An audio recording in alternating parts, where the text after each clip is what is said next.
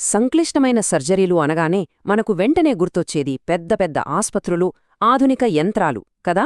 కాని ఒక అద్భుతమైన నిజం చెప్పనా? ఈ అడ్వాన్స్డ్ వైద్య విజ్ఞానం ఎక్కడో ఆధునిక కాలంలో పుట్టుకురాలేదు.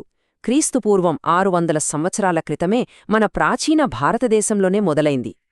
ఈరోజు మన విశ్లేషణలో ఈ ఆసక్తికరమైన చారిత్రక ప్రయాణం ఎలా సాగిందో వివరంగా చూద్దాం. ఇక్కడ మనం ఆలోచించాల్సిన ఒక ఆసక్తికరమైన ప్రశ్న ఉంది. సమాజం కొన్ని అడ్డంకులు సృష్టించినప్పుడు నిజమైన శాస్త్రీయ విజ్ఞానాన్ని కాపాడేది ఎవరు?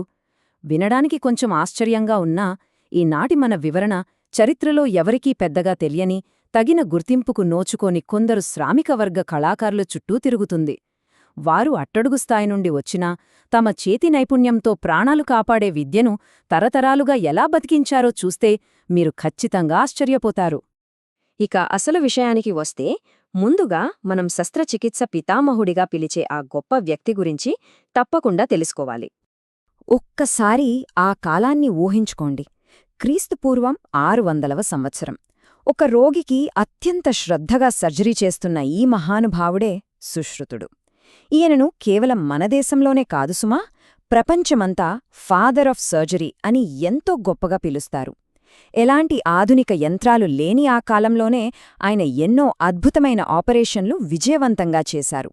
మరి ఆయన తన పరిజ్ఞానాన్ని అంతా ఎలా భద్రపరిచారు? దీనికి సమాధానమే ఆయుర్వేదంలో అత్యంత కీలకమైన సుశ్రుత సంహిత. ఇదొక అద్భుతమైన వైద్య కళాఖండం లాంటిది. దీని గురించి ఇంకొంచెం లోతుగా తెలుసుకుందాం. ఈ సంఖ్య వింటే మీరు నిజంగా ఆశ్చర్యపోతారు. 300. అవునండి, ఆ ప్రాచీన కాలంలోనే సుశ్రుత సంహితలో ఏకంగా 300 రకాల విభిన్నమైన శస్త్రచికిత్సా విధానాలను చాలా స్పష్టంగా వివరంగా రాసిపెట్టారు. అప్పట్లోనే ఇన్ని రకాల సర్జరీలు వాడకల్లో ఉండటం నిజంగా మన ఊహకు కూడా అందని ఒక గొప్ప విషయం. కేవలం సర్జరీలు మాత్రమే కాదు, ఇక్కడ మరో ఆశ్చర్యకరమైన విషయం ఉంది. ఆపరేషన్లకి ఉపయోగించే 120 రకాల పరికరాల గురించి కూడా ఈ గ్రంథంలో పక్కాగా వివరించారు. ఎముకలు కోయడానికి, గాయాలు శుభ్రం చేయడానికి, కుట్లు వేయడానికి వాడే రకరకాల టూల్స్ గురించి ఇందులో ప్రస్తావించారు. అసలు ఆ కాలంలోనే ఇంతటి సాంకేతిక పరిజ్ఞానం ఉండటం ఒక అద్భుతం కదూ. ఇక సుశ్రుత సంహితలో ప్రస్తావించిన కొన్ని ముఖ్యమైన విషయాలు చూస్తే, మృతదేహాల విచ్ఛేదన అంటే అనాటమీ, ఆపరేషన్ సమయంలో రోగికి నొప్పి తెలియకుండా చేసే అనెస్థీషియా విధానాలు, గాయాలకు చేసే అడ్వాన్స్డ్ ట్రీట్మెంట్, అలాగే విరిగిన ఎముకలను సరిచేసి అతికించే ఫ్రాక్చర్ మేనేజ్మెంట్. 2000 ఏళ్ల క్రితమే మెడికల్ ఫీల్డ్ ఎంత శాస్త్రీయంగా, ఎంత పక్కాగా ఉండేదో ఇవన్నీ మనకు స్పష్టంగా చెప్తున్నాయి. సరే, ఇవన్నీ ఒక ఎత్తు అయితే, సుశ్రుతుడి అత్యంత సంచలనాత్మకమైన ఆవిష్కరణ మరొకటుంది. అదే ప్లాస్టిక్ సర్జరీ. అసలు ఈ ప్లాస్టిక్ సర్జరీ లేదా ముఖాకృతి మార్చే విధానాలకు పునాది ఎలా పడిందో ఇప్పుడు చూద్దాం.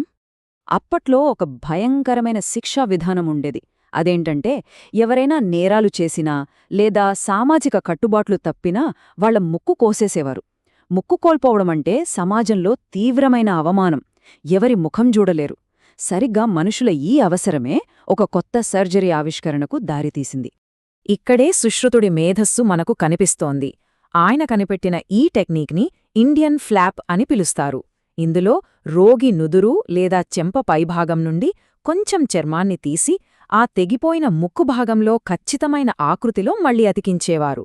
ఇది ఎంత అద్భుతంగా ఉండేదంటే, ఏకంగా 18వ శతాబ్దంలో బ్రిటిష్ సర్జన్స్ కూడా ఈ విధానాన్ని స్టడీ చేసి ఆధునిక ప్లాస్టిక్ సర్జరీకి మూలాలు ఇండియాలోనే ఉన్నాయని బహిరంగంగా అంగీకరించారు. ఇదంతా వింటుంటే మనకు సహజంగానే ఒక సందేహం రావచ్చు. అసలు ఇలాంటి అత్యంత ప్రమాదకరమైన సర్జరీలను ఆ కాలంలో వాళ్లు ఎలా నేర్చుకున్నారు, ప్రాక్టీస్ ఎలా చేసేవారు?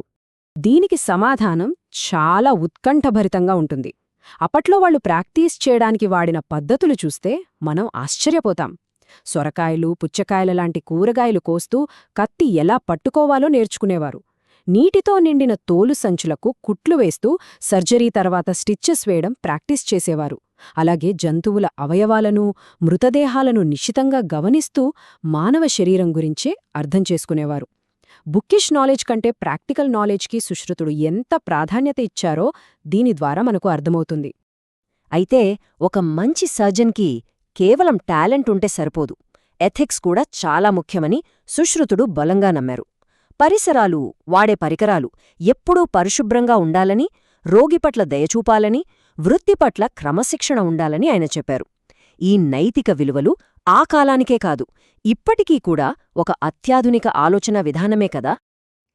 ఇక్కడ నుంచి ఈ కథ మరో ఆసక్తికరమైన మలుపు తిరుగుతుంది. సుశ్రుతుని తర్వాత ఈ అద్భుతమైన విజ్ఞానాన్ని ప్రాక్టికల్గా తరతరాలు కాపాడింది ఎవరో తెలుసా? పెద్ద పెద్ద పండితులు అనుకుంటే పొరపాటే. ఇక్కడే మనం ఎవరికీ పెద్దగా తెలియని ఆ అసలైన హీరోల గురించి మాట్లాడుకోవాలి. చరిత్రలో ఈ సర్జరీ విద్యను కాపాడింది బార్బర్లు, అంటే క్షౌరవృత్తి చేసేవారు. అవును, మీరు విన్నది నిజమే.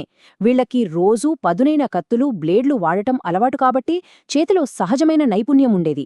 రక్తం చూస్తే భయపడని ధైర్యం, అలాగే మనిషి చర్మం, కండరాల మీద వాళ్లకున్న ప్రాక్టికల్ అవగాహన వారిని ఆ కాలంలోనే అద్భుతమైన సర్జన్లుగా మార్చాయి. కాని కాలక్రమంలో ఒక పెద్ద మార్పొచ్చింది. వైద్య విద్యాభ్యాసమనేదే ఉన్నత వర్గాలకే పరిమితమైపోయింది. వాళ్లు కేవలం పుస్తకాల్లోని సిద్ధాంతాలకే ప్రాధాన్యత ఇచ్చారు. చేతుల్తో చేసే సర్జరీని ఒక కింది స్థాయి పనిగా చూడటం మొదలుపెట్టారు. సరిగ్గా ఇలాంటి సమయంలోనే సమాజంలో ఎన్నో కఠినమైన అడ్డంకులున్నప్పటికీ ఈ సామాజిక వర్గాలే ఈ ప్రాణదాతైన విద్యను సజీవంగా ఉంచాయి. ఎలైట్ వర్గాలు పుస్తకాలకే పరిమితమైతే వీరు మాత్రం తమ చేతి నైపుణ్యంతో ఎంతోమంది ప్రాణాలు నిలబెట్టారు. శస్త్రచికిత్సా విజ్ఞానం ద్వారా శాస్త్రీయ పరాక్రమం, ఈ వాక్యం వీళ్ళకి సరిగ్గా సరిపోతుంది.